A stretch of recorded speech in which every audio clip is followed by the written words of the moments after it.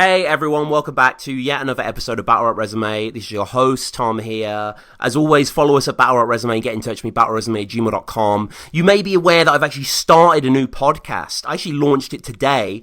It's called Punnit. It's a competitive wordplay game show competition type thing where I'm the host and we have 3 contestants who are given categories beforehand and they have to come up with puns. So it might be like musical genres and diseases or roast dinners and video game characters. So like Crocoli or Yoshu mint sauce or stuff like that. It's pretty absurd, this sort of shit. And I know a lot of people are going to be like, what the fuck? I'm not interested in that at all. But Punnit is out there and I'm going to be slowly getting battlers on there as well. It's a game that I've been playing with my friends for years and we just kind of wanted to do it in some sort of format of a Skype call or whatever. Follow us, as I say, at Battle Resume. Get in touch with me on the email. Patreon is there, iTunes is there, Spotify, all that sort of stuff. So today I'm joined by, legit one of my all-time favourite people creatively, like even outside of battle rap. This guy, as you know, is one of the architects, one of the founding fathers of this scene and beyond. And not only that, but he is just a wildly inventive human who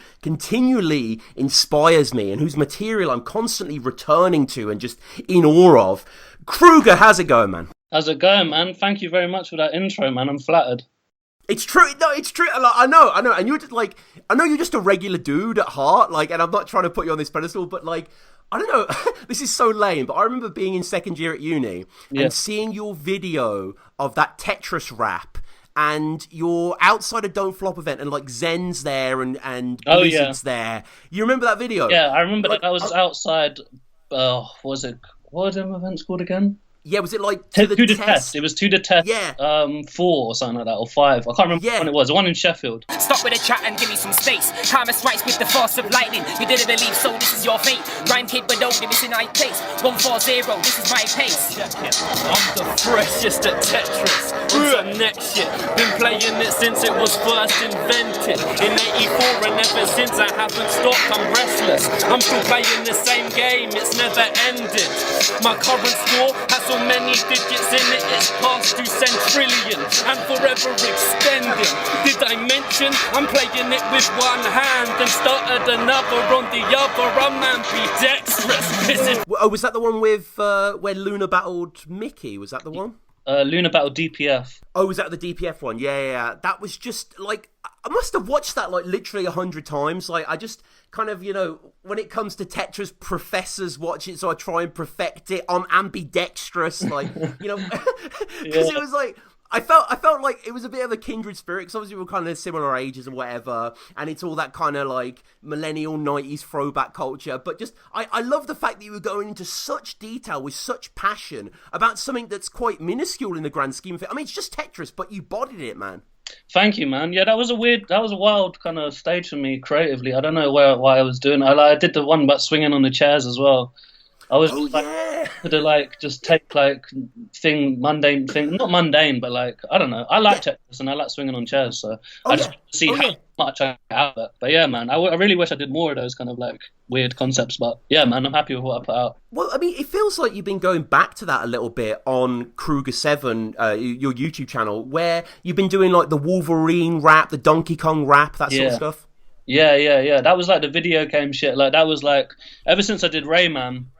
And like, oh my god, that Rayman one. Fucking hell. That was so fun, man. And obviously it was like, it's a great kind of, it's nostalgic, isn't it, really? Like, yeah, of course. From nostalgia, like video games I used to love.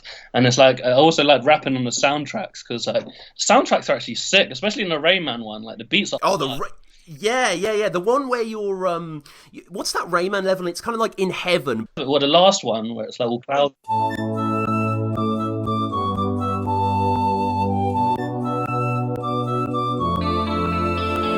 Nice day, lots of clouds in the sky, lots of things I can get, things to collect, and I'm down for the ride. I glide and slide past the recorder, down the musical notes, cruising through it, losing control. Don't do what I'm told, just move to the flow, my senses kick in. A cage must be near, don't go down, go up, and what do you know, it's way over here.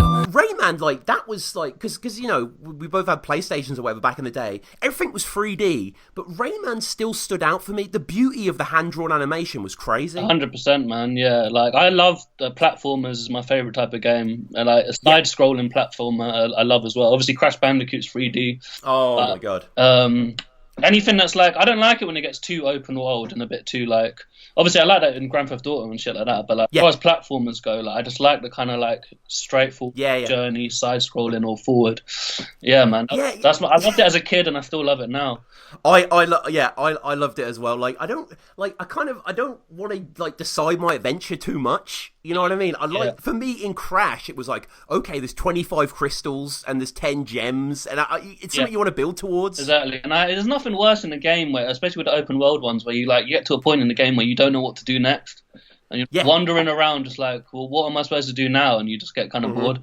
It's been weird, hasn't it? Because like we're in this time now, we're recording this in 2019, where there's loads of remasters coming out, and it's kind of like all the games from our childhood. We're in that sweet spot now, where maybe 5 years ago it was like the SNES games were coming back, but now, you know, we just had Crash, Crash Team Racing, Spyro.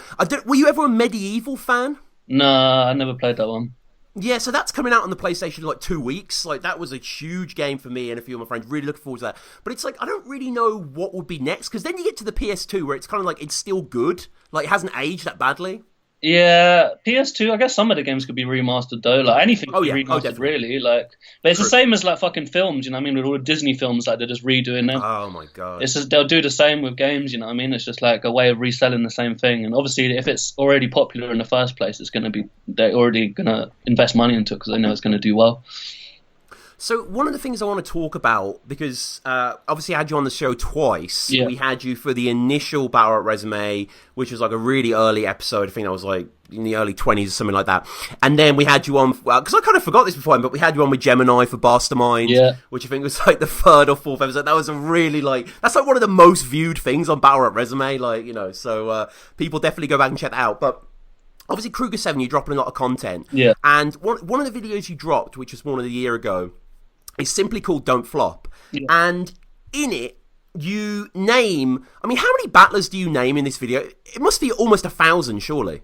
Oh, man. I can't remember. I did count it at one stage, but I've forgotten what the number is now. It was in the hundreds, but I don't remember. I don't know if it was 1,000, but it was a lot. Maybe it's not 1,000. Yeah. So for people unaware, you know, it's you basically rapping over various Don't Flop beats, like, you know, the 5th birthday beat and all this iconic stuff, and go through the history. And just... naming thousands, well, hundreds of battlers. So, you know, Yunnan, Raptor, O'Shea, Scammer, JR Slander. Like, I'm just watching it play through now. Like, man, that was really fun, man. That was really fun to. It's amazing. It was a long process. Like, that's why I bet. I wrote it for like, it was like years old. You know what I mean? Like, not that I spent years making it, but it's just that like I come back to it every now and again. You know what I mean? And it was just like, to me, it was like putting together a big puzzle. Yeah. So I just started off by listing out everyone's names and just like literally every single Don't Flop rapper, and it was good. It was like kind of nostalgic for me and like kind of drawing memories and seeing all these events and all these battlers. Like I edited a lot of these videos myself. Do you know what I mean? So I watched them through. I've been at the events. So really, it was kind of like, I don't know. It was weird for me. It was like drawing back to the past moments of my life, all these different years of different battle rappers, and like, oh, remember him, and that kind of showing respect as well and like paying tribute. And it was just fun to me to just like fucking. It was like putting them together a puzzle piece, to seeing how many ones I could rhyme with each other, and I'd clock more and more multis in the same name, and I was like, this is like incredible. So I just had a big list. Crescendo, Adi Montenegro, LD, Double L, Elro, Marlo, Ben Carlo, Triple B, Bartone, Ricky C, Tricky P, Soliloquy, Epitome, Nicotine, Mr. B, Mr. Re, Frank Stacks, Riz, Danny Jack, Jack Flash Biggs, Chad the Lad, Mad Dash, Mad Cap, Dallas Cash, Smart Alex, Talent, Samuel Swags, Swarno Mac, Automatic Ray, Dirtbag Dan, Nams and Prey, Afghan Dan, Math, Arcane, Nash, Nay, Pat Stay, Mags, A, Flabs, Jace, Fats, Brains, Shazam, Fame, Jay Walker, Caustic and Parcel, Immaculate, Thesaurus and Arc, Simon Mo, Soul, Solcon, Jokerson, No Emotion, Goldmoss, Einstein, Heinz, Analyst, Michael White, Hypes, Fantastic, CT, Greeley, Weedy, Hindu Rock like the Boombox, Genie, Bowski, The Calcium Kid. And then it was kind of fun to like put it to beats, you know what I mean, and work the flow into it. But yeah, man, I really enjoyed doing that process, man. Like I thought about doing it on other shit, just like listing things, because it's kind of a bit like, I find it a bit easier because there's no like, haven't got to think about what I'm actually saying. The content wise, it's just literally listing things and making them rhyme.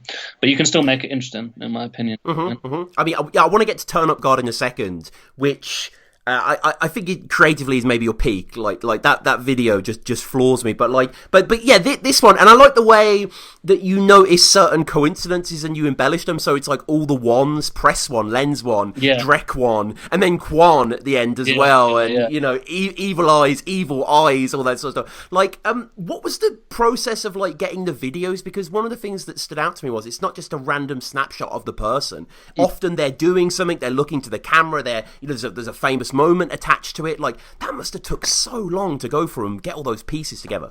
Well, yeah, this is what I mean about the process, where like I kind of would come back to it every now and again because it just took so long to make. I couldn't do it in like one sitting or in like but I just do it when I felt like it. I just jump back on it, download some more videos, and yeah, it was just a long process. But like because I come from an animation background, I'm kind of used to just putting a lot of work into videos, and just it takes as long as it takes, and there's no rush really.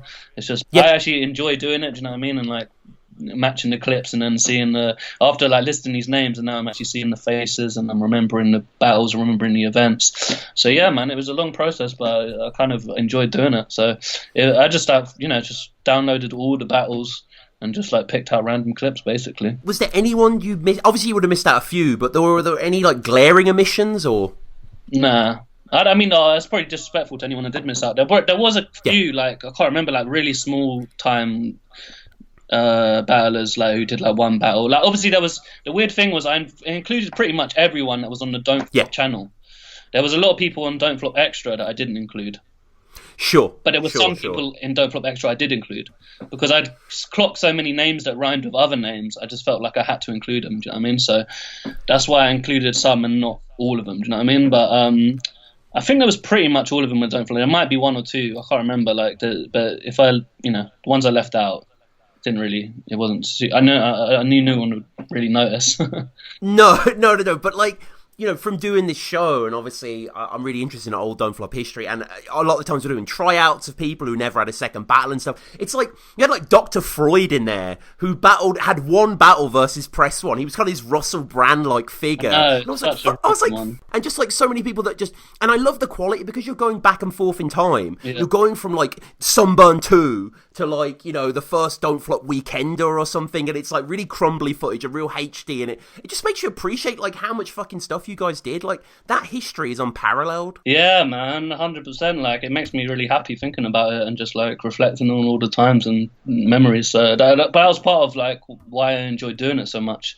It's kind of like part of my story. I mean, you had, Ricky C, Tricky P, Soliloquy. Yeah, I remember, like, you weren't initially in there, and, like, I had the Tricky P, and then I clocked Soliloquy, and I was like, oh, I've got to make room for you. No, I appreciate it, because I wasn't on the Don't Flop channel. Yeah, so, yeah. You know, and I remember at the time when it, like, literally when it dropped, and watching the first minute and realising what this was. I was watching it with my girlfriend. I mean, this is so egotistical, but I was like, am I going to be included? And, like, when it got to me, like, I did let out a whole cry, like, I was, like, overjoyed. Like, I'm sure loads of people have seen this video, and I just played a little clip of it beforehand, but it's just, like, what else would you want to list? Like, dare I say, could you do Pokemon, or would that be too difficult? I did think about it, because there's a Pokey rap originally, and there is, yeah. The Pokey rap was kind of a bit of an inspiration for this.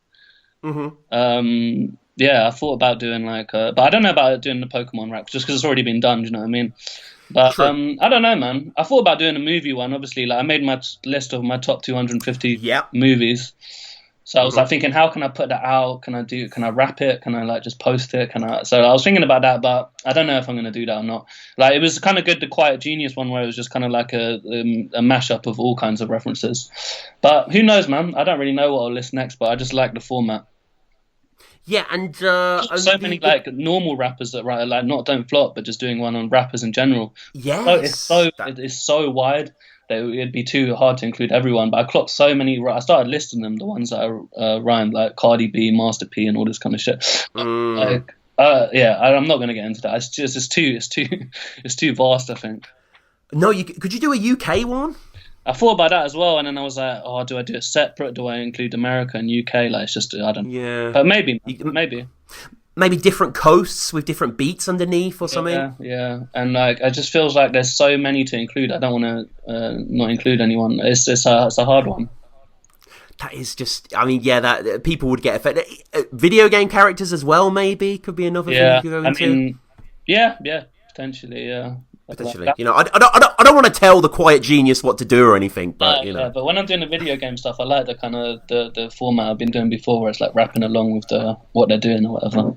Yeah. I had more planned, but I just never got around to them, man. Like I had some ones for Crash Bandicoot that I never released or never recorded. Oh man! But I never finished them, so then I just got kind of bored. But Crash Bandicoot, as far as beats go, the beats are sick. Oh, I did it. I did do a rap on one of the Crash Bandicoot beats.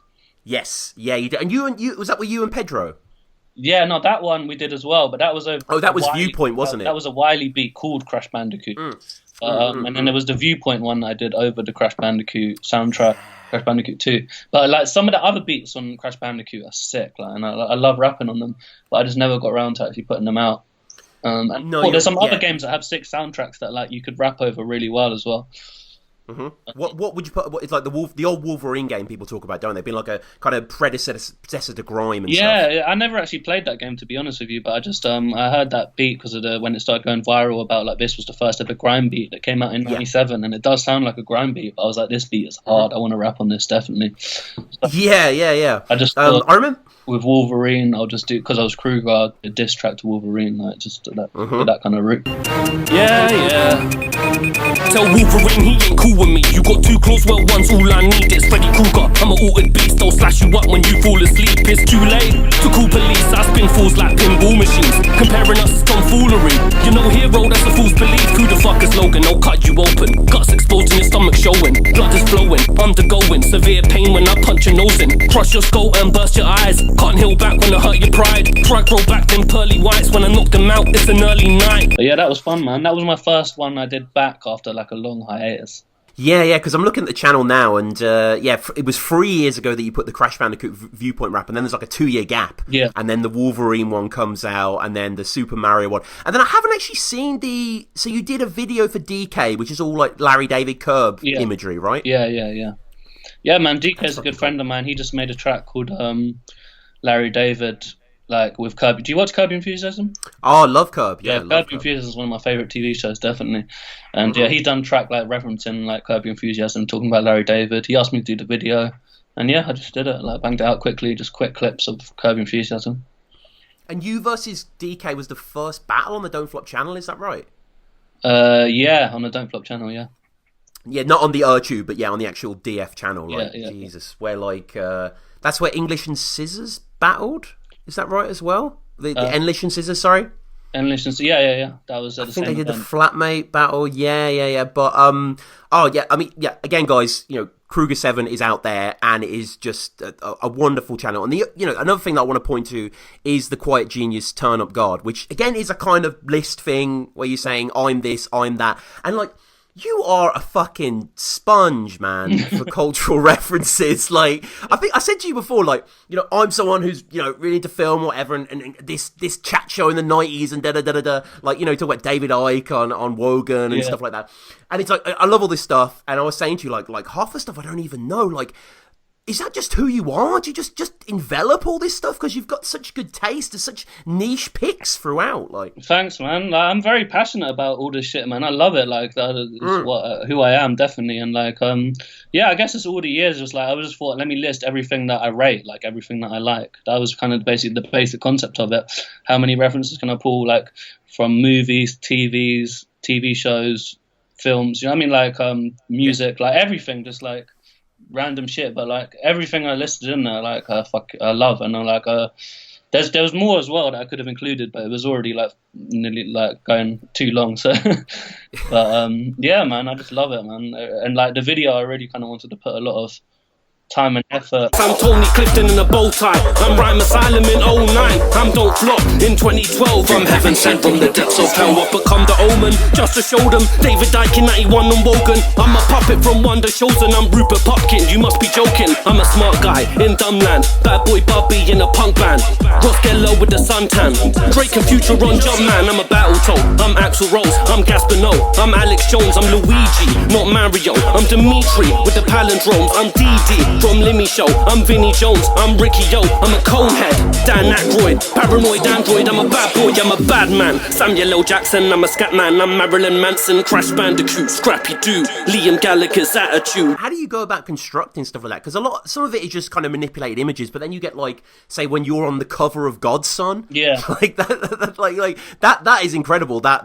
What's the process for that, for this take? Like, because it's a lot different to the Don't Flop one, which is just clips. This is a lot more manipulation. Oh, 100%, and it took a lot longer to make. But I kind of wanted to, because the last thing I did, like I did some animations like way back in the day. Animated one of my music videos, Freddy Krueger one. And I put a lot of time into that, but that was like when I was at university and I was like so young.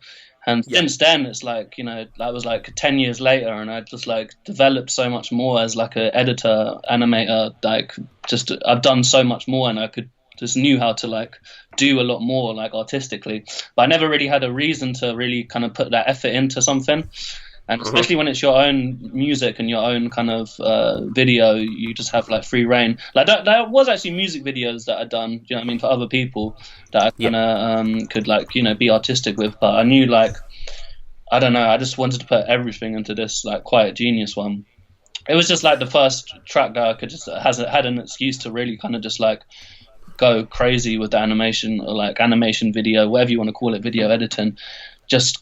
And I just really experimented with all kinds of different stuff and new stuff that I learned, and I kind of just made it up as I went along, and it just like, I loved it, man. And it was like each it was kind of fun because it was like one video, but every reference was like a separate art piece, kind of like everything was like I could do something different with this clip, I could do something different with that clip, and it was fun to play with these different formats. And I became a lot better throughout the process of making it, because I didn't really know what I was doing when I started it, and it was just like a wild kind of experiment. And I was just like, when I started, and I was like, as soon as I recorded the track, I was like, I'm gonna make the fucking craziest video for this, like, because I'm just ready to kind of like flex my skills.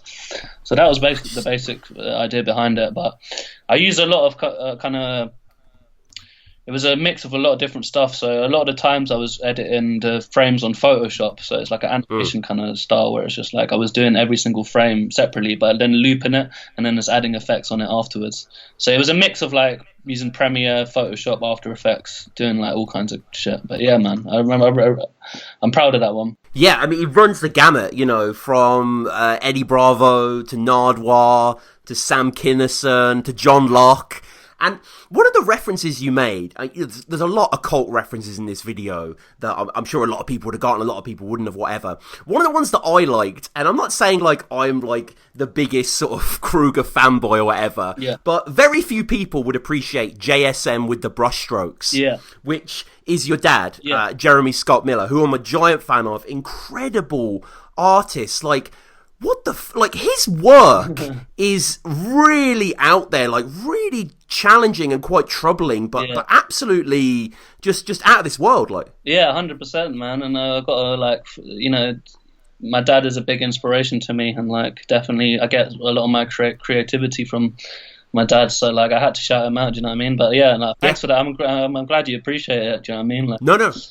No, I think I told you before, but I'm also a giant fan of your aunt. Yeah, I know.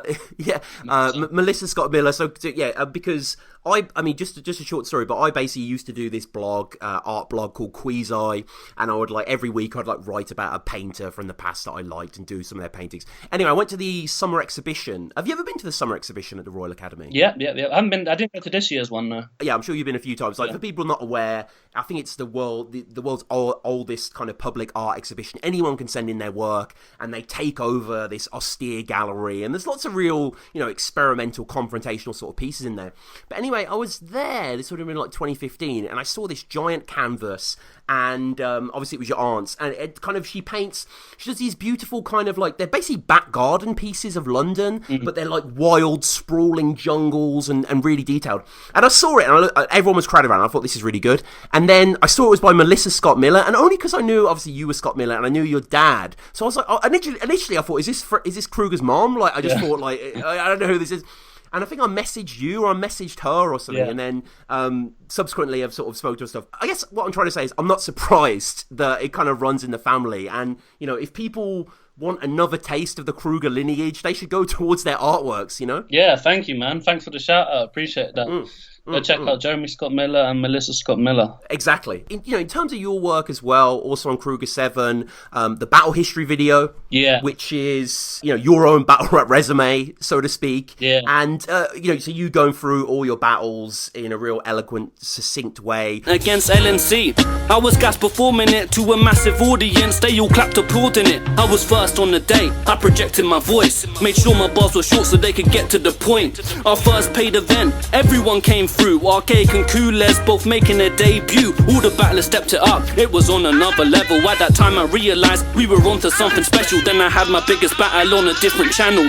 Business travel California, I was going international. Take flights, great times, getting stage fright. Before grind time now, battle of the Bay 5. You know I had to kill that, on a bill stacked with Arsenal conceited. Thesaurus vs Ilmac, real rap, I was thrilled that I got Illusion Z. I knew the scene and what I had to do for him to lose to me. Now I've been put on the map, it's official. Like, what was the thought process behind this one?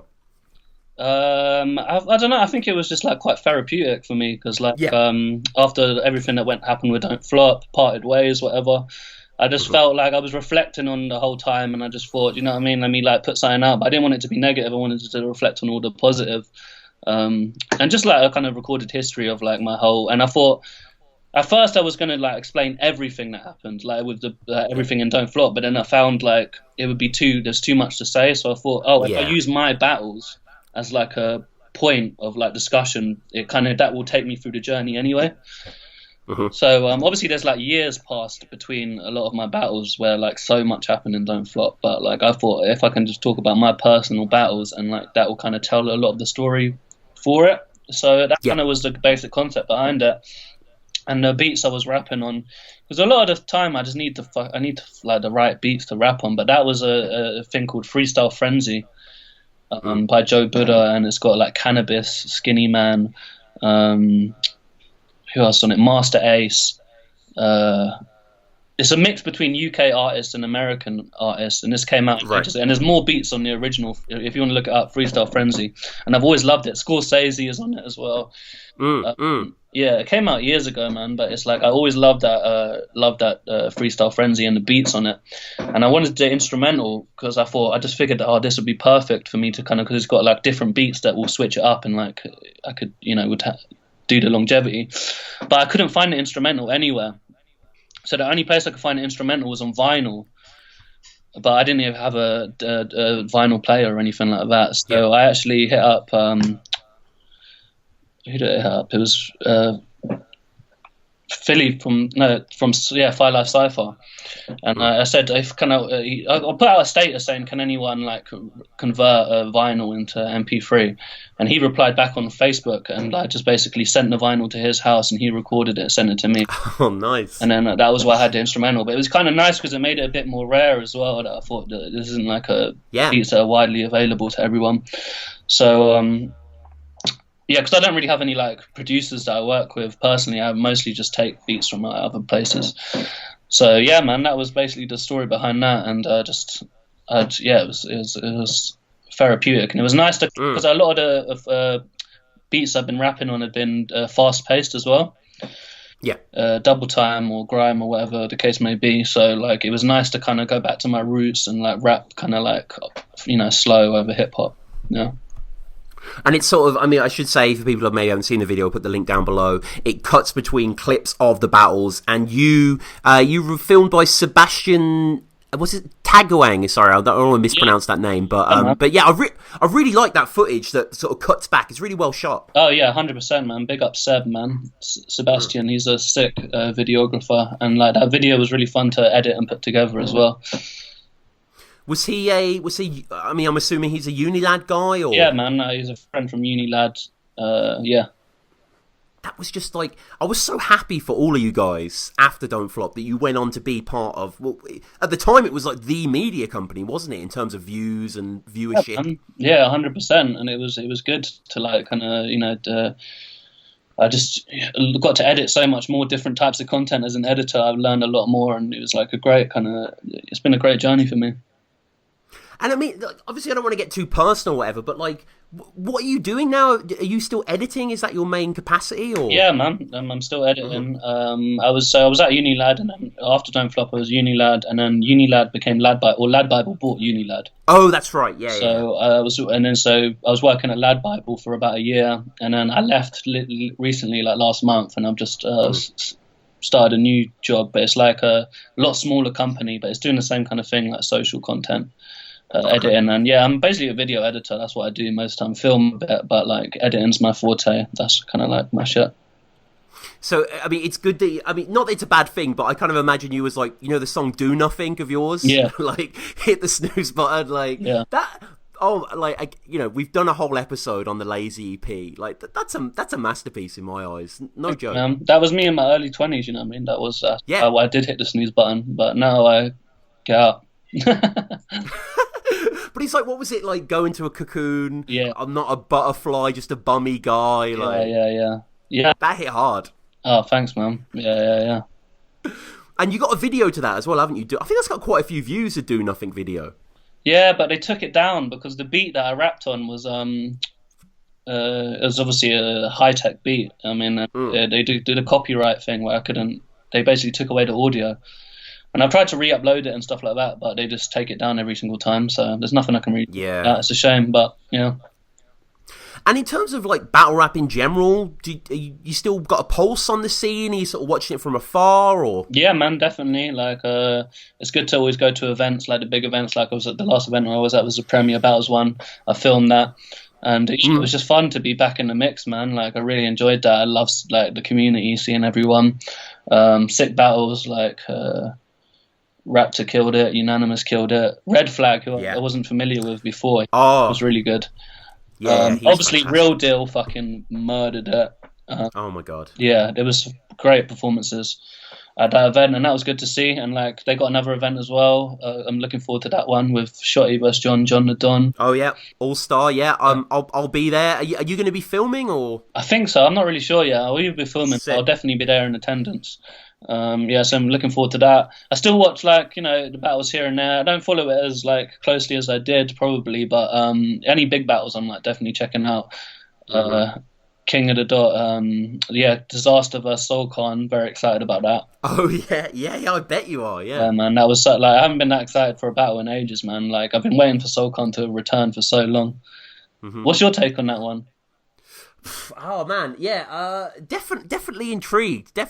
Like Diz seems to fumble the ball sometimes when he's given these kind of big high match returns, but True. I think He does, like a lot of people. And then sometimes he fucking kills it as well. Yeah, no, he don't. Yeah, not to be unfair to him, he does. But it's kind of like a lot of people are like, oh, Soulcon, he's going to be like cryogenically frozen, and his style wouldn't be any different. That will be actually refreshing, though. I think rather than stagnant. If he's like that. 100%, man. Like I think if your style's good, like then it will work now. Like there's no need to change. Like, and I think you will bring you the classic Soulcon, and I think that would be like refreshing. But I think like if you look at most of the best battlers, like if you look at them from the early days, they haven't really changed too much. They're still the same person in essence, and that's kind of like, like you said, refreshing. So I think he'll kill it.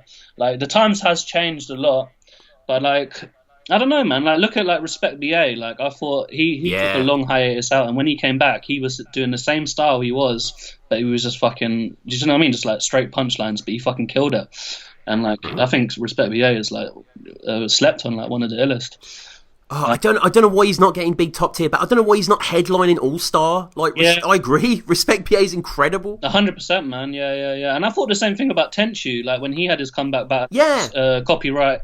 That was a very slept on performance. I thought Tenchu was fucking amazing. He had like, he was again his old original style, but just fucking punchline heavy. I'm a big fan of those guys. Like I'm a fan of them then. I'm a fan of them now. I think like, I don't think it gets like you get yeah, I don't think there's such a thing as like being outdated, in my opinion. No, definitely not. And it's funny you mentioned copyright. I'm sure you won't remember this, but you know when copyright came back and like Don't Flop did that sort of copyright tour, where you played like a few things. I think Battle Rap Resume had just started. In fact, I don't think it had started because I just moved to Oxford, and you did an Oxford date. Yeah. And I went there, and I took my friend there that I worked with, who'd never been to a battle event before, and Dots was there with Philly and Dots, and they did like a freestyle set, which was really cool. And Ogmios did a set, and Juan actually did a set as well with his friend. I remember that. And they were really good. Yeah, they were really good. And I don't think copyright was there, but I remember coming in, and the first thing I saw was you eating a Zinger Tower burger, and I was like, "This is too perfect." Like, the myth is real. Yeah. Like that again, I mean, I think we've spoken about that video before, but you know, I want to point people in that direction. Talking of, you know, battling in general, like, did you follow Cassidy? Like, obviously he's had 2 battles now. Oh man, I haven't watched the latest Cassidy battles, you know. I just kind of a lot of them battles are too long. I just haven't been bothered to watch it, to be honest. I want to see his Arsenal one. I want to see, because I'm Arsenal. I think Arsenal will kill him. But like, I actually really like Cassidy. I'm like a big fan of his early freestyles, all of his, and he's a funny character, a very funny character. Oh, his promo is insane. Yeah, the best ever. Like, but yeah, his goods one, I just couldn't be bothered to watch it, to be honest. Yeah, no, it was pretty horrible. And like, I've not seen the Arsenal one, but you know, I've listened to a lot of podcast recaps and stuff like that, and they were both booed, and people were leaving the stage. And Gilly was on stage as well, and he left as Cassidy was rhyming and pulling faces and stuff like that. And you know, Cass's style is just so like. Problem is, Cassidy like dropped a B Magic bar in like his first bar, like, you know, that to keep the beef fresh, I brought the aluminum foil. Yeah. Like he did that bar, like essentially word for word, and it was just like, and he was saying in the battle, like, these 2 people should battle, and it's like, oh, they have battled, like, do you not watch? And like, obviously he does kind of watch it, but it's kind of got one foot in, one foot out. But his ignorance is kind of endearing at the same time, though. Yeah, I know what you mean. Yeah, it's kind of a bit of a higher plane. But one of the things that they've done that, you know, Don't Flop probably was never in a position to do, URL, they've launched the app. Like, what do you think of that idea of having a paid-for app? I don't actually know anything about a URL app. I didn't know that they had one. But yeah, Battle Rap app, 100%. Like, everyone should have done it, but it was just like, we did. Yeah, you know, I mean, it's a cost investment. I mean, hindsight. Yeah. So it's basically equates to $9 a month, and you get 3 battles a week. So, and they're just exclusively on there. And, you know, eventually they'll drop on YouTube, but there's like a 6-month wait if they will drop at all, sort of thing. So you have to go to the app. So it's the same as like doing a pay-per-view, like how we use Vimeo, but they just got their own. Yeah. They got their own app for it, which is a very smarter way of doing it, 100%. Yeah, URL, man, you can't really front on URL, man. They've like really like killed it. They've been very consistent. They put on big events constantly. You got to show respect, and they were the original guys as well, like doing the Smack DVDs. So, you know, enough respect, big up URL. And I know it's like a different time in your life, but is there any hankering to battle again? Would you do it for the right fee, or is it just done? Nah, I think it's done, man. Like, I know what you mean. I don't know, man. Like, I just feel like I just feel too far removed from it. Like, like in my early days when I was a rapper and battler, I was just like, I was different. I don't know. I came up with a lot more punchlines. Like, I was all constantly thinking of punchlines. I was rapping constantly. I was very involved. And like now, I'm just not like that at all. I never think of punchlines anymore. I don't know, man. Just like I just feel very far removed from that kind of time in my life. And also just like the pressure and the stress that it brings. I don't miss the side of it, but I obviously do miss the side of having battles out, performing in front of a crowd, 100%. You know, getting love from fans and stuff. Like, I love all that shit, and I'm a fan of battling. And I wish I came back in a way. Do you know what I mean? Like, as a fan, I'd like to see me come back, but I don't know, man. It's a tricky one, and I just got other shit going on in my life. I just don't really see it coming back. But never say never.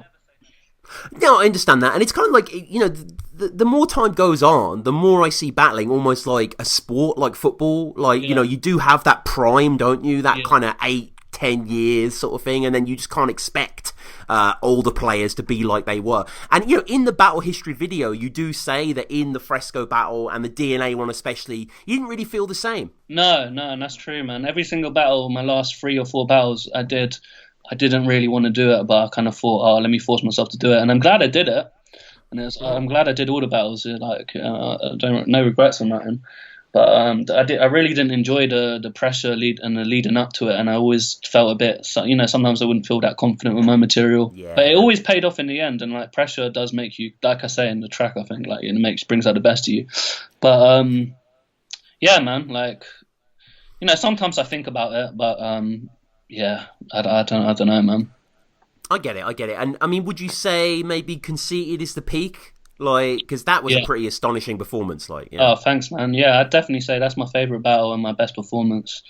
Yeah, there were some smaller battles where I like kind of some of my older performances, but definitely Conceited was my height, in my opinion, I think. Well, I think the O'Shea battle is a classic. Yeah. The whole pint round, the whole second round about always having a pint is just stupendous. Like, yeah, I like concept rounds, man. I like when people can do a whole concept for a whole round and it be like good. Obviously, it has to be a good concept, but like I do like when people can pull them off. Yeah, and you know, again, I want to push people to the Battle Resume episode that we did before we went through all these battles. Now, one of the main things I want to get to, one of the things we spoke about on Facebook before, obviously you're a giant film head. Yeah. And you've compiled a list. It's in order, right? Yeah, it's roughly in order, pretty much in order.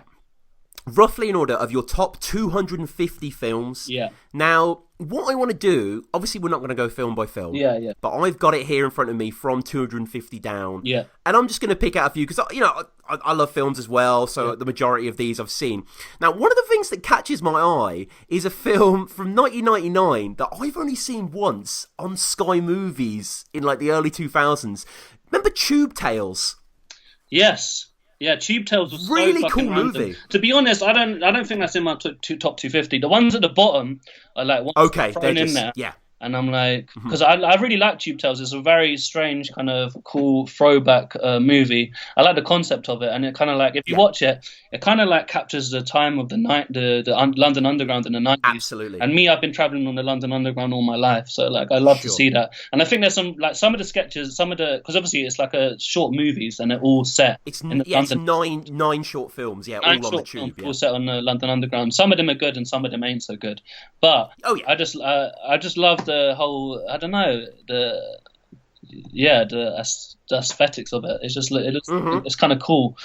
It kind of captures that 90s London. It does that sort of fin de siècle idea. There's only one of them that I remember, which is Denise Van Outen, where it's a really busy rush hour tube and everyone's kind of groggy after work and bound up against each other, and this really pretty girl, this kind of dressed up Kate Moss type girl, comes on, and everyone has their own personal fancy about being with her and blah blah blah, and then suddenly she vomits everywhere over loads of people. Like that was great. That was amazing. That was one of the better ones, definitely. Yeah. Yeah. And, you know, again, going through here, we got lots of Pixar, Finding Nemo. I mean, Finding Nemo is incredible. Finding Dory, I thought, was trash. Yeah, and I didn't think it was trash. I actually enjoyed that movie. Okay. Is that? Did I put that in there? Oh, you put Finding Nemo in there. There's no Finding Dory. I don't think it deserves Finding Dory would be crazy. Yeah. But I liked Finding Dory and Finding Nemo. Yeah, obviously, like I got to put all the Pixars in there, like the ones at least. Like you got, they're like amazing films. Have you because I was talking to Ben who shot our Battle Resume event, and he's like a big film guy as well. We talk about like Pixar films and stuff and animated films in general. Have you seen? No, it's a lesser known. I don't know if it's even DreamWorks. Storks.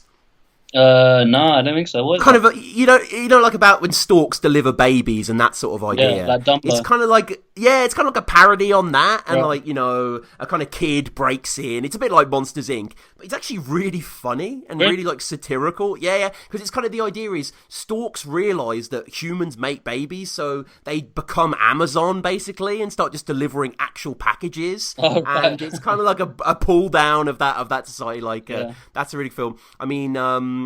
Blackfish. I remember watching that with my sister, and my sister crying when we were watching that. That's a pretty heartbreaking one. Yeah, very deep film, man. And it's amazing to learn about how intelligent whales are, and same as dolphins, and a lot of just because they're so alien to us, we don't really understand. But like animals in general, like animal intelligence is a fascinating,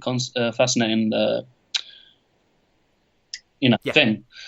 I know. I mean, like, I saw on Reddit recently, like, when killer whales are hunting seals or something, they'll lie on their side so the fin goes under the water so they can't be seen, like, so they're almost upside down as they're swimming. Like, that is some predatory. Oh, Rosemary's Baby. I recently watched that for the first time, like the other week. The editing in that. Holy shit. Yeah, man. Like, absolute classic. And I'm not that clued up on the films from the 60s and 70s. Okay. There are some ones that I've got in my list. Absolutely love, but like a lot of I'm not as clued up, and I really like. I know a lot more about the 80s and the 90s and the 2000s, but that Rosemary's Baby is definitely like one. I can't remember when that is, 69 or something like that. I can't remember. 68. On your letterbox. Oh, okay. Movie you got from '94, which will always be one of my all-time favorites. Clerks. Yeah. Gotta love Clerks, man. And you know what? I love the whole story of Kevin Smith and like... Oh, yeah, and running up all the credit cards and filming it at night in his work, like...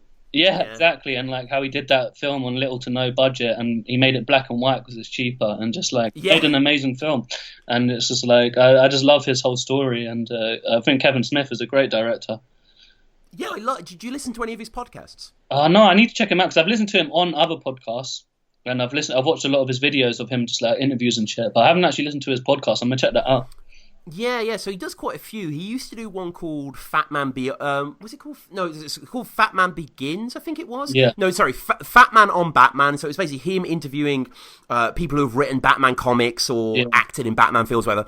And then the show evolved, and it became Fat Man Beyond, where it's a live show with him and this guy called Mark Bernardine, who was a Entertainment Weekly reporter in the 90s. And now he's like a screenwriter and worked on like the Stephen King show and stuff. And it's just basically kind of a pop culture news show where they review things. You'd love it. Like, you definitely need to check it out. But yeah, I love Clerks, and Clerks 2 I actually think is pretty decent. Yeah.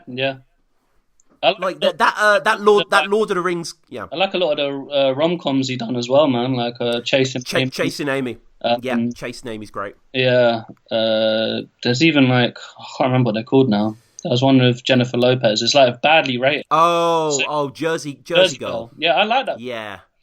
I need to rewatch it. I haven't seen it for many years. Yeah, it's not. I get why it's not like highly rated or anything. No. I like some of them like films sometimes. Yeah. You know, Jay and Silent Bob is coming back. I think this year. Yeah, it's been rebooted. Yeah. And I mean, what? Do you mind if I share this list? That'd be great if you put it in. People can go through. That would be fun. Yeah, I'd like that. Yeah. Oh, you've got my dad's favorite film, Dead Man's Shoes. Oh yeah, great film. Yeah, I think all like 50-year-old white guys love that movie. Like, it's like the ultimate like revenge thriller. Like, it's like, because I love how the villains are painted as real idiots, like, and real low life scum. Like, it's quite unique for that take on it. It's brilliant. Yeah, and it's very dark, and it's also like it's cool to see kind of northern England kind of. I don't know. It's just represented, and I just thought it was a good film. Yeah. I just had Eddie P on the show. Yeah. And went through all the battles and stuff. And obviously Matter references human traffic in the Eddie P and Frisco battle. Now, it's like they took our life and put it in front of movie cameras. Oh, like, It does this Frisco thing. And I mean, that's another classic, right? Yeah, Human Traffic. I love that movie, man. I think that's great, man. I heard they were doing a Human Traffic too. Okay, cool. I didn't even know that. Kind of like what? Well, there's a Train Spotting too, so I guess it can kind of be on that kind of wave. Yeah, but I didn't really know what to expect from that, to be honest. But I heard that they were doing it. It would be interesting. But yeah, man, Human Traffic was so kind of like crazy, unconventional, like different, and it was cool to just see that kind of rave scene. It's made a good film and that whole rave scene culture. I don't think there's a lot of films that really reference that. No, not much. No, I mean the This Is England, the third series, This Is England 90, kind of had bits and bobs on that. But you're right, and I think there was a film called Spike Island, which was about the Stone Roses gig, like an actual drama, which dealt with that as well. I'll tell you what, and another one actually on the rave scene that came out this year. Beats. Beats. Yeah, I thought that was an amazing film. I love that. I need to see that. Yeah, I saw that was on your list early on. I need to check that out. Yeah, man, I really enjoyed that film. Yeah, based in Scotland, about like the Scottish rave scene in like the early 90s, I think. Acid house, all that kind of shit. But it was just a great film, man. And it's like, you know, Glasgow in the early 90s and like the rave scene. But it's a really good story as well. You got a French film, great French film, recently, The Intouchables. What? You know the guy when the rich guy's in his wheelchair, and he sort of gets to the bond with that dude. Like, holy, I love that movie. Yeah, same. I didn't even recognize it when you said the title. That's mad. Yeah, it's called something. It might be translated as something. I'm just looking at what your list is there, but yeah. No, because that got remade recently, didn't it, with Bryan Cranston and Kevin? Yeah, apparently it's terrible. I haven't watched it. I haven't watched the remake, but I love the original. The originals. Story. And another film that got remade, and the remake was actually quite good. I don't know if you're aware, Kruger, there's a remake of 12 Angry Men from the late 90s. James Gandolfini's in it. Interesting. Yeah. He plays Lee J. Cobb's character, the guy who tears his photo off of his son at the end. And 12 Angry Men is actually my all-time favourite film. It's a masterpiece. That is a classic. I think that's like the oldest film on my list. It's from 1957. Yeah, crazy, man. It's a great story. I'd be interested to see what the remake of it is. It like the same like? It's the same idea, but it's not the same script per se. But it's a lot of like there's a Black Panther's one of the characters, and like Edward James Olmos is in it as well, and it kind of pushes it into a different direction. So I'm on page one. I'm going to check that out. And do you know what else? I love films that are like where they can, if it's just like in one location where it's like all dialogue. Oh yeah. Like, the limitations of that when it's done well is like really impressive. I mean, Glengarry Glen Ross. What's that?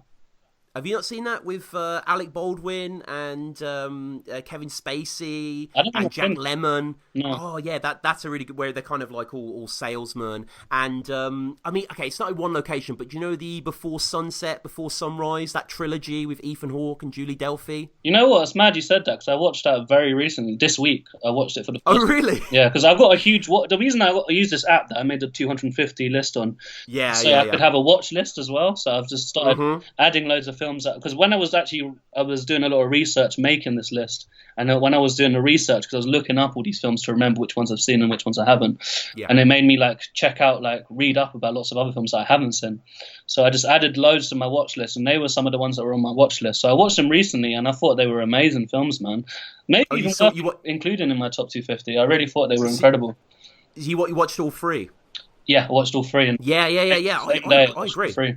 Oh, you watched all three in the same day? That's crazy. Yeah, they're a lazy Sunday afternoon. Yeah, beautiful. Time well spent. Yeah. I mean, so if people aren't aware, it's like the first film is like Two Strangers Meet. It's in Vienna. Yeah. Is it the first film? Yeah. And then they kind of agree, because it's all in kind of essentially real time. It's just them talking and falling in love, etc. And then they agree at the end of the first film to meet, I think, like the next month or something like that, or something like that. Next year or something like that. The next year? No, I think you're right. It's the next year.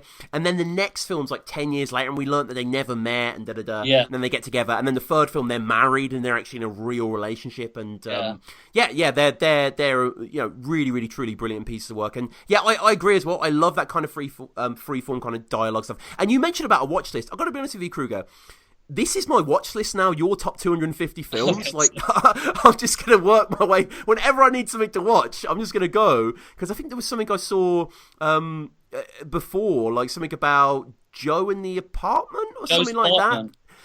I'm like, I've never even heard of this, but I should probably watch it. Man, I loved that movie as a kid. You might not even like it, to be honest. It's such a wacky film. And it's like, it's like a wacky kind of film with like about cockroaches that can talk and sing and dance.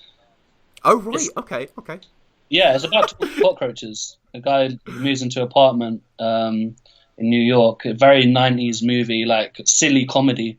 It's like an MTV movie. It was weird. It's weird. I love it though. I got a box set when I was a kid that had Men in Black. It was a VHS box set. And it had Men in Black, Joe's Apartment, and Mars Attacks as a combo. I don't know why them 3 movies were put together. Yeah, kind of creaturey, featurey sort of. Yeah, but 3 were in a box set for some reason. But I remember getting that one Christmas, and like I loved all 3 of those movies. Men in Black didn't make it to my top 250, but Mars Attacks and Joe's Apartment did. Another film you got towards the top, a film that my girlfriend introduced me to that I adore, Italian film Life is Beautiful. Yes, it's a great film. That was the one with is that the one with the Holocaust where they? It's when they're in the camp and he kind of makes up the game for his son and great film. Yeah. Have you seen Down by Law? No. Interest by Jim Jarmusch. So it's a bit like Before Sunrise, where it's 3 people. It's it's kind of a black comedy, but it's basically him, the main guy from Life is Beautiful's in it. John Lurie and Tom Waits. And they break out of prison, and they're kind of on the run. And I adore Tom Waits, and check that out. And you've got the Daniel Johnston documentary. Who, I mean, R.I.P. He just passed away. Peace, man. Yeah, big up Daniel Johnston. I was blown away when I saw that documentary. I'd never heard of Daniel Johnston. The reason I found out about that film is because I'm a big fan of Doug Stanhope. Oh, I love Doug. I remember I was I was into Doug Stanhope, and I remember on Doug Stanhope's MySpace page, he had his his favorite films, or I can't remember if it was an interview or someone asked him a question or something like that. But he put down The Devil and Daniel Johnston as one of the films that he liked. So I was like, oh, well, that's interesting. Like, let me look that up. So I looked it up, and then I watched that film, and I was blown away, and I was like, became an instant fan of his. I got to see him perform live as well.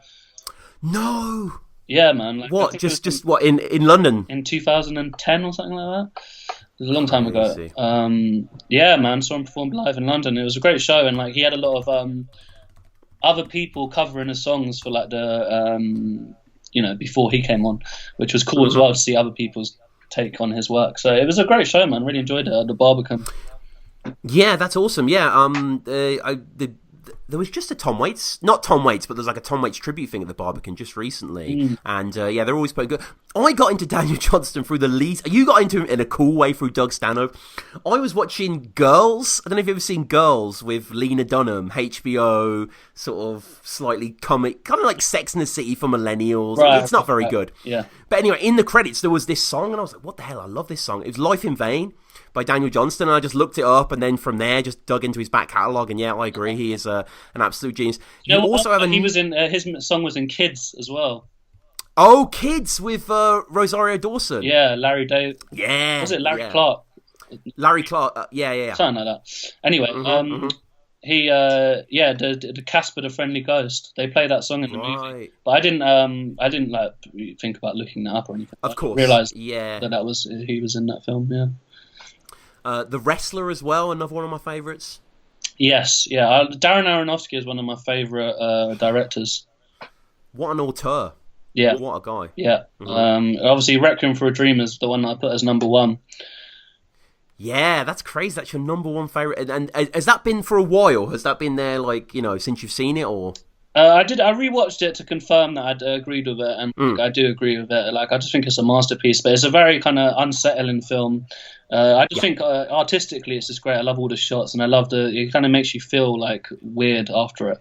That's what I love about it. It's kind of like, I love the Gaspar Noé films as well, and they have the same kind of effect where you feel a bit weird afterwards. And it was like quite heavy to watch, but that's what I enjoy about it. And I just think they're like, masterpieces of art. But to be honest, a lot of my top films, you could swap them around and they'd still kind of be my top. Like the other ones I put as like Groundhog Day, which is a completely different type of film. Do you know what I mean? And that's just a film that I loved as a kid, and I still love it now. And it's just a wacky film. Do you know what I mean? Like I like those kind of wacky concepts. Like what would happen if you lived the same day over and over? And Bill Murray is just like, I love Bill Murray. Yo, this is so weird. Today at work, I was just skiving and what was I even looking at? I don't know, but you just go on Wikipedia holes and you just reading about things. And I read about this film and I was like, what the hell is this film? And it's in your top 30. Bad Boy Bubby. Oh my God. Now that is a fucked up film. That's an Australian film, right? Yeah. Like early Very 90s. Yeah. He's like raped by his mother and goes into the wilderness. Yeah, I need to watch this movie. Yeah, you should watch it, man. It's very disturbing, very fucked up, but very Kruger, right? Yeah, you could say that. But he never leaves the house. He's a fully grown man that's never left his house. So, but he's raised in this really fucked up way, whereas mum, he has sex with his mum and this kind of shit. But so he's just like a mad person, isn't he? He can't talk. He can't he's never left these four walls because he was told that he outside there's like toxic gas and he can't breathe outside. Right. But anyway. I won't give away the movie, but he eventually ends up outside, and so it was his kind of reaction to the whole. And that was kind of like that was a cool thing of like seeing how would someone take this world that we live in for the first time, and just it's a weird movie, but yeah, it's a good film. Yeah, and I really like that you put Being There in there. Peter Sellers. That's that. A film that I love, which is a bit similar to Bad Boy Bobby, isn't it? A guy who's never really gone outside and learnt his life through television. 100%, yeah. Similar. That's a similar I just think that's a great concept. Like any like simple ideas like that are always like the best in my opinion. Just like you're seeing someone react to these things for the first time. It's a cool concept. And another film you've got, so just outside the top 10, so this is probably number 14. This is a film my dad texted me about because it recently went on Netflix and I'd never seen it, and he was just like, you need to check this out. Midnight Cowboy. Oh my God, yeah, you got to watch it. Wow. Have you not watched it? Wow. No, I saw it probably a month ago for the first time. Yeah. It bowled me over, truly. Classic. Yeah, so it's kind of, for people who are unaware, it's this very naive, John Voight, very sort of, ranch hand sort of guy, goes out to the big city to become a pimp and just gets confronted with the harsh realities of New York in the most brutal way. And the editing in that film as well, the flashbacks are terrific. Yeah, it's very experimental, and I think especially at the time, I think it was 69 that came out. 69 again, yeah. And that was very kind of like, I think that, it was a very different kind of film, and that's why it kind of broke boundaries. And Dustin Hoffman's performance as well is incredible. Oh man, and that final scene. Oh, I know. It's just sad. Jesus.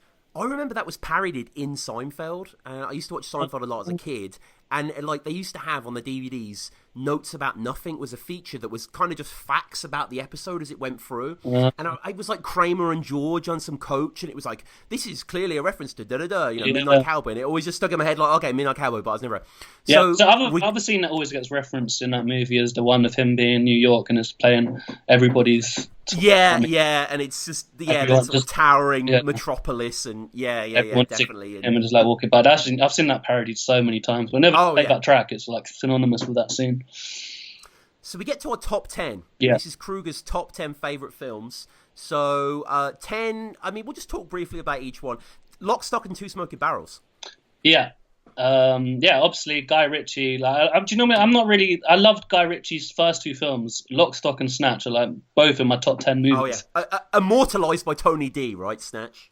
Yeah, exactly. Yeah. But Lock, Stock and your editing, but yeah, Lock, Stock as well is just It's terrific. such a good film, man, and it's such a good storyline. How all the characters mix up together and all these different storylines going on and how they all meet in the middle. But yeah, it's just brilliant characters, like just quotables. Like I love that kind of. I love London gangster movies, like East End, Cockney, whatever. Yeah. Misery, number 9. Misery, absolute classic, man. Yeah. Died in the Wall classic. Yeah, again, it's quite a simple concept of just like someone just trapped somewhere, do you know what I mean? Just trying to get out. And like an obsessive fan, for anyone that don't know, it's about a famous author who ends up in a car crash and gets saved by someone, but turns out to be an obsessive fan who basically won't let him leave, and he's bedbound because he's like got leg injuries and this kind of stuff. But it's a crazy, it goes west.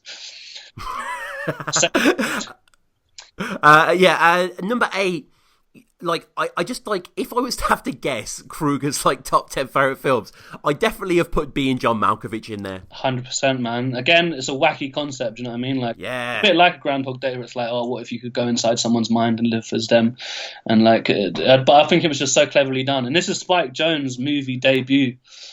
Which is interesting as well, because I think Spike Jonze is like a fascinating director. I mean, I'm such a fan of his music videos, his whole career, how he went from doing like skate videos to music videos to films. And like he's a very interesting director and artist, and I always check for his shit. And yeah, being John Malkovich, like what a debut. I've not seen this next film. I don't think I've even really heard of it. Enter the Void? Yeah, this is by Gaspar Noé, who's one of my favorite directors, French director. It's a very, very trippy film about like DMT and dying and all this kind of shit. But yeah, it's like his films are very distinctive. Like you can tell when you're watching his films, you can tell it's his film. Like the way his camera, the way he uses cameras, I don't even know how he does it. He does a lot of kind of like wavy camera shit where it's like the camera's constantly moving, and but very like intense movies. Kind of makes you feel the same way like Requiem for a Dream feels, where you feel like it's a journey that you feel like weird when you come out of it. And also I feel like it kind of, because it's about like DMT and stuff and all that kind of hallucinogens and stuff like that. I think it's kind of reminiscent of a Trip, the movie. It kind of has that kind of. I like films when they like drug movies when they can like make it feel like the drug in a way. Like, I think there's a few other films that do like Spun. It's like, I don't know if you've seen that, but that's like about. That's about all these speed addicts, but like the way they edit that makes you feel like you're on speed when you're watching it. Like, and it's just a similar thing with that. Like, it's just, but it's a masterclass of like.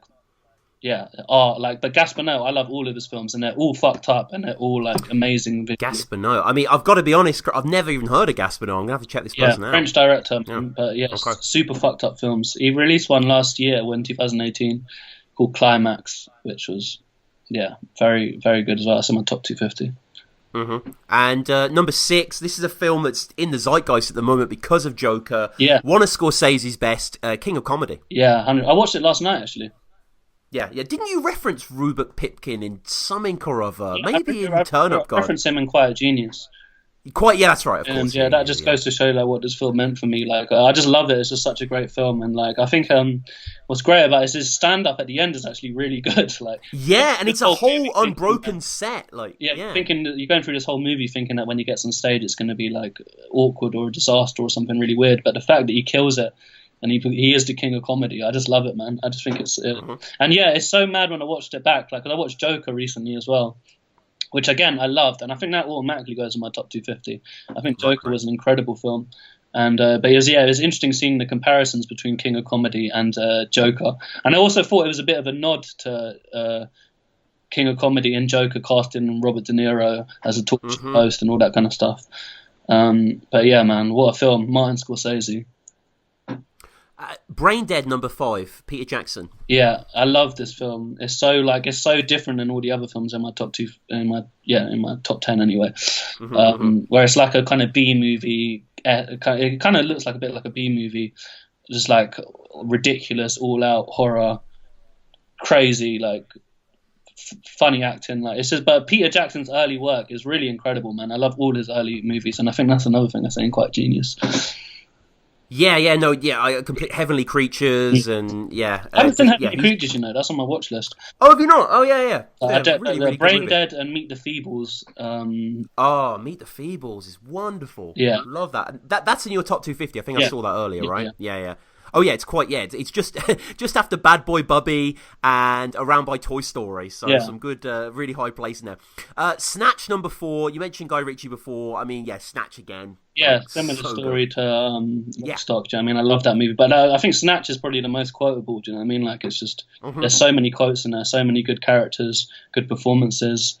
Man, it's just a classic to me, and I loved it like since I first saw it when I was like 12 or whatever, and I was just like loved it ever since. And it was one of them films I used to have on VHS, like when you didn't have many other movies and like you watch as much movies as before. So I watched that movie so many times, and I'm still not sick of it.